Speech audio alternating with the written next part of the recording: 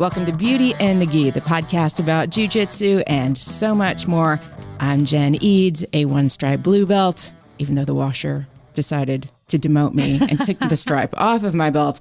I'm still a one-stripe blue belt, curious and full of questions about all the things Jiu Jitsu. And I'm AJ Klingerman, a Brazilian Jiu Jitsu black belt, obsessed with Jiu Jitsu. And today we are talking about confidence.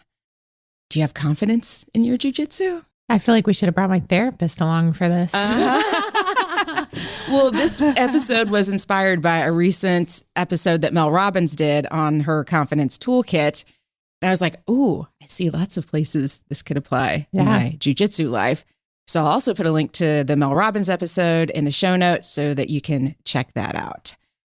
Okay, AJ, where do we start with confidence in Jiu Jitsu? I think just starting by talking about like her saying that confidence is just your willingness to try. Mm-hmm. I liked that. Like I did too. I think that feels easy, right? Yeah. Are you willing to try it? Be confident. You know, like yeah. My last therapy session was on confidence. Like that's one of the big things we were talking about. My therapist said, basically, when you're living authentically, when you're you, that's when you're confident. Mm-hmm. When you're trying to be something you're not, that's when you start to feel, or when you're like comparing yourself to others or anything like that, that's when you feel less confident. Yeah. But when you're just being yourself, you know, and I think we can look at like children just out playing or somebody that's just like in their mode, like in their environment. That's just even the shy people, when you see them talking about their thing, right, then you can tell that they're more confident. True. So after listening to her episode and preparing for this one, I made a list of places where I don't necessarily feel confident in Jiu Jitsu, or I have not in the past. Some of these might be getting better, but it depends on the day. Yeah. So number one, getting my blue belt, leveling up. Right. So these are places you did not feel confident. Yes. Okay. Just wanted to reiterate. Oh, yeah. Competing and sometimes rolling with higher ranks. I feel like my brain just goes blank and I don't know any jiu-jitsu. Coming back after my shoulder injury, I wasn't very confident with that. And then the latest one has been doing no-gi. Yeah. So those are kind of like my top 5 where it has shown up or not shown up in the past and maybe sometimes still today. And I think sometimes, you know, like even little things that we don't really think about, like those are kind of, you know, doing a different type of the sport or at a different level or something like that. But sometimes it's just like my confidence to be able to get out from underneath someone. Oh, yeah. Things like that, like being able to work on those things, I think can also help a lot in your confidence in Jiu Jitsu. For example, I tell a lot of people, and I'm going to tell everyone of you now, if you're going to compete, some of the ways to feel more confident is 1, have a game plan, right? Know what you want going in. Mm-hmm. It's a lot less scary when you know what you're going after. Yeah. And 2, work on your stand-up. You know, like when I had the most nerves around competing, it was because I was afraid of the stand-up portion. Mm-hmm. You know, I didn't know, could I get the takedown? Would they take me down? You know, like how would that go? And then once we hit the floor in the competition, I'd be like, okay, now it's just jiu-jitsu. Yeah. But all of the nerves leading up to that were just like the unknown of my ability to do stand-up. Well, one of the things that Mel talks about in the podcast to help with confidence is preparation. Yeah. And I was like, oh, that's totally game plan. And then micro drills. Yes. Because I feel like the less I have to think about something, chances are much better I'm going to actually hit it. Yeah. And so what you're kind of talking about with like the micro drills is like, if I have an overhand grab to your wrist for the Kimura, say, I'm going to do that grab over and over and over and over. It may not seem like a real important part of jiu-jitsu, like you think about the Kimura as a whole, but if you just have that grip every time, then the moment you see that arm, you're going to grab it without even having to think about it. Yeah. It just creates muscle memory. Yeah. You know, my setup for my takedowns, I've drilled those thousands of times. Mm-hmm. So it does create that muscle memory. And it's right. It's that preparation that makes you less nervous and therefore more confident. Yeah. I think she called it the confidence competence loop. I like that. Yeah. So the more you do it, the more confident you're going to feel. And then you're feeling more confident with it, you're going to have more confidence with it. Boom. Boom. And you're back in the loop. Exactly. Yeah. And, like she kind of referenced like a big test when you were in school. And, if you didn't study at all, you were super nervous. Right. And studying, that's what jujitsu is. I think most people, definitely most of my students, don't think about jujitsu much outside of the four walls of the gym. Mm-hmm. And I think the ones that do, the ones that like go back and watch their videos or read their notes or, watch instructionals or anything like that, just really excel and are way more confident. Yeah, I can see that. Something else that she said that kind of goes along these lines is that the more you try something, the more you lower your resistance in your brain and your body to actually doing the thing. Interesting. Did she have a good example for that? It made me think about competitions. Yeah. Like the more you show up, the more you go through the process. Yeah.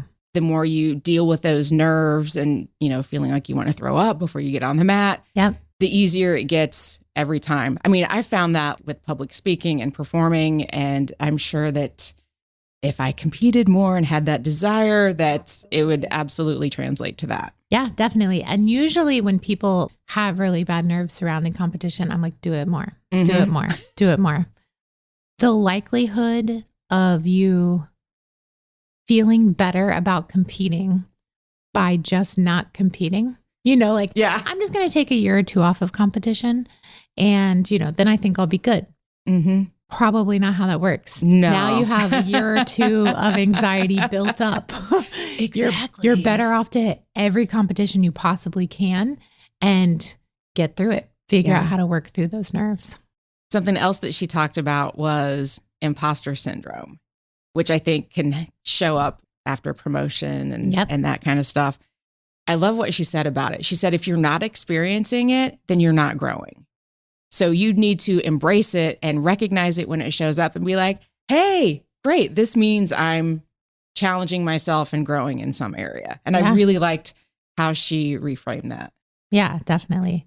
That is good because I think we all feel imposter syndrome in some aspect of our life. Mm-hmm. So I think that, if you take that as a moment to feel like you're growing in that aspect, I think that's really good.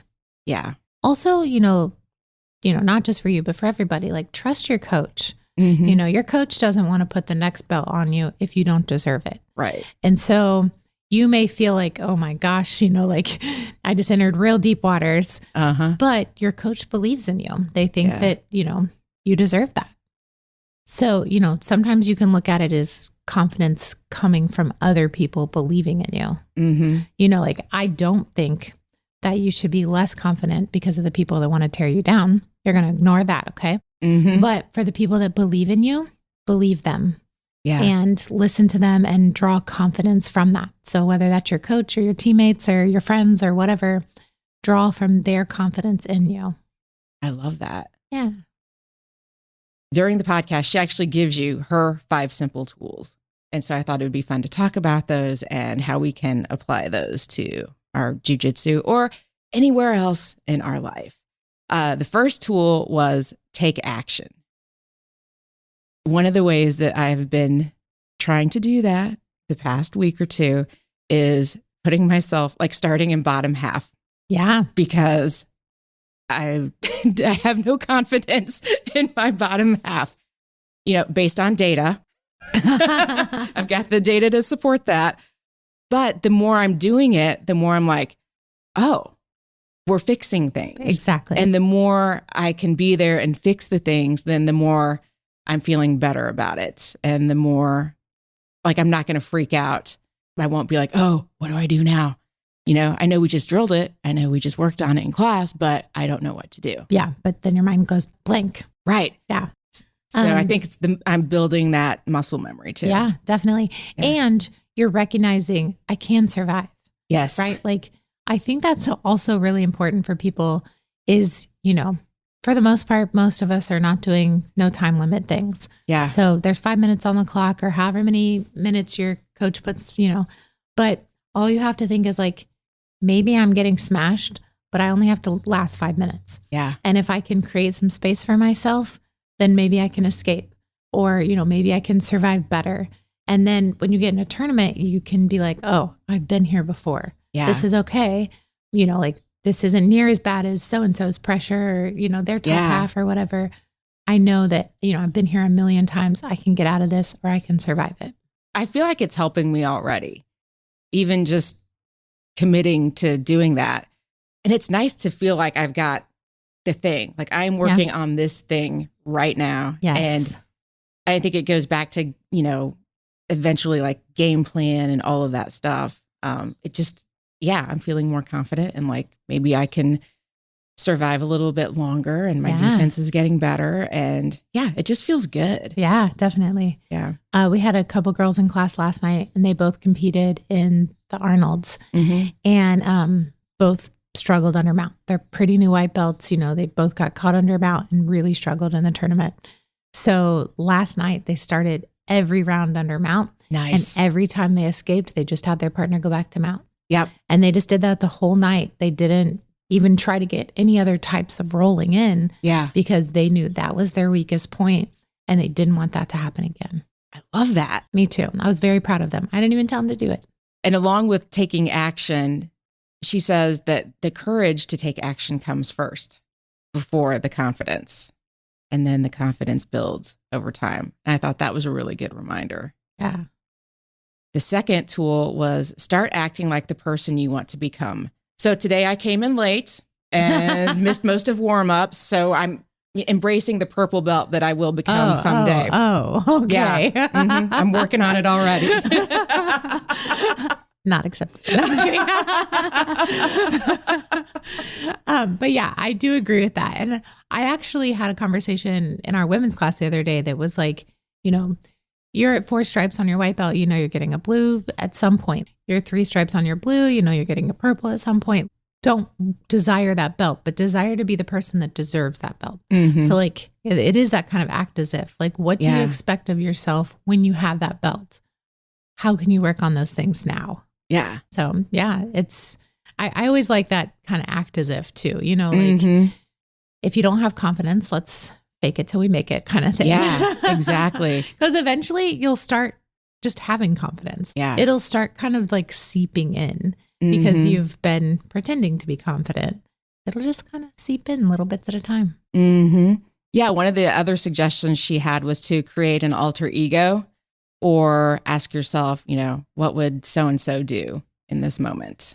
Yeah, I like that. You have an alter ego for your negative self-talk, right? Yeah. So why not have a confident alter ego? Right. Clark Kent and Superman, like, what is your superhero alter ego? All right, everybody, you have homework. We want to hear all about your superhero alter ego, or not superhero alter ego, like whatever, whoever that is, DM us and let us know. Yeah. So she was even saying like hers is The Rock. Like what would The Rock do? Yeah. So it can be a person, maybe your grandmother was super confident and like, what would my grandma do? Like, or your coach, or your, somebody that you look up to at the gym, or a superhero or whatever. I just think that's a really cool thing. Or even just giving it a name that isn't a specific person, but it's just like, when I feel very confident, I feel like it's this part of me, and give that person a name. I like it. Number 3, prepare. The more you practice, the more competent you will be.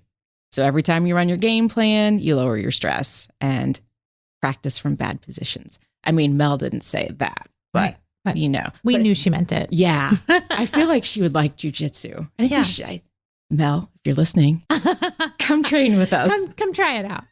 Free 30 days. That would be awesome. That'd be very Can you imagine if Mel Robbins shows up to camp? No. That'd be awesome. Can we get her to teach a workshop? Yes. Okay. It's in the universe now, so I'm not saying it's not going to happen. The 4th thing was a mindset reframe. And she frames the mindset reframe as why is it worth trying? She talks about how hard times and challenges prepare us and lead us to the next thing. And you can choose not to wallow in your failure and self-doubt. Just because you're in that place, it doesn't mean that you've got to stay there. Yeah. Well, I think a normal thing that people say in jiu-jitsu is you win or you learn. Yeah. Right. So this is kind of looking at our failures as just stepping stones to learning. Mm-hmm. Now, I obviously think you can learn from winning as well. Yes. but yeah, like I've always been the person that doesn't have regrets because I feel like everything that's happened brought me to who I am today. Exactly. So, I know a lot of like salespeople that's like, you got to get 100 no's to get one yes, and if you have that kind of mentality, every no is just closer to the yes. Yeah. And so you don't take it personal. Yeah. So like every failure is just closer to you being successful because that's what you can learn from. That's what's going to help you catapult towards success. I agree 100%. But you can't fail if you don't try. And she says that failure equips you with the skills and the wisdom to do bigger things. Yes. And then number 5, I love this. Focus on you. Nobody is going to try for you. And stop looking at what everyone else is doing. Yeah. That's huge, I think. It is. And we've had some talks about like comparing ourselves to others and that kind of stuff. Yeah. Just focus on you and be yourself. Yeah. That being authentic is where confidence comes from. 100%. Says my therapist. Maybe we need to get your therapist on the podcast. We should see if she'd do that. I bet she That would be cool. That'd be awesome. Do you have anything else to add to this? A silly thing is I used to always tell people like, so long as you're willing to act a fool, you'll always have a good time. And kind of the thought process behind that wasn't that like you're making a scene or whatever, but like if you're willing to like get on the swings and swing or, like get on the merry-go-round, anything. I'm using playground references, but like honestly, if you're willing to just be silly and be a little vulnerable that maybe people might judge you, but like not care about it. Yeah. You're going to have a good time and that good time is going to lead to confidence. Yeah. I don't think anybody has any more fun than Jennifer and me. That might be correct. Although Jennifer might have a run for her money for you and Abby in Costa Rica. Oh yeah, that's true. also just having a great time. And I love that. Like that's, but when you have a good time in jiu-jitsu, it does build your confidence. It does. Like it helps you feel like you know what you're doing a little bit. And even if you're getting beat up, you're still laughing and it doesn't have to be a bad thing. I didn't know I could get beat up and laugh all at the same time, but it's become very, very apparent that I can do both. I can multitask. Exactly. And I think that's part of it too, is if I come in with an attitude of I'm going to play, I'm going to have some fun versus I got to go tap somebody. Right. Yep. Yeah. Which is weird. Even hearing that coming out of my mouth felt really weird. I'm going to go in and murder everyone. Right? That's so me. And like if it's comp training or something, like you should go in like, yes, I'm going to go in and put my best foot forward. Yes. I'm not playing, it's competition preparation. I'm going to murder people. Yes. But then, there's somebody else that also is going to murder people in that room and it might be you. So just be okay with that too. Exactly. I can definitely tell a difference in how I roll based on my attitude when I walk in, or sometimes I might walk in not in a great place, but usually it'll shift. Yeah. And as long as it's shifted before I start to do rounds, then it's usually pretty fun. Yeah. Yeah. Yeah. And it should be, like we always play music and stuff like that just to kind of lighten the atmosphere. The week we were gone in Costa Rica, they said that no one played music and that it was so weird in here. I was like, I can't imagine. Why didn't one of the students get up and put music on? That's funny. They were just trying to be respectful. I'm like, that's, we like music. Yeah. Yeah. If you're thinking about competing, but maybe you're kind of lacking confidence in that, make sure that you are subscribed or you're following the podcast if you're not already, because in the next episode, we're going to be breaking down IBJJF rules and requirements and all that fun stuff that can feel a little overwhelming if you've never done an IBJJF tournament before. Definitely. Yeah. I've done several. So I've got a little bit of background on that. Good, because I've done none. Yes. We're always a good team. Exactly. Also, I want to give a shout out to Alicia. She got her first stripe. Yes. And sent a message and said it all started with Beauty and the Gi. So she listened to the podcast before she started jiu-jitsu. So we're both the best. That is awesome. That makes my heart so happy. Right. And she messaged and said that we are like her little overseas coaches who gives her advice through the podcast. So I thought that was great. I love that. I also had a girl, Vanessa, message me.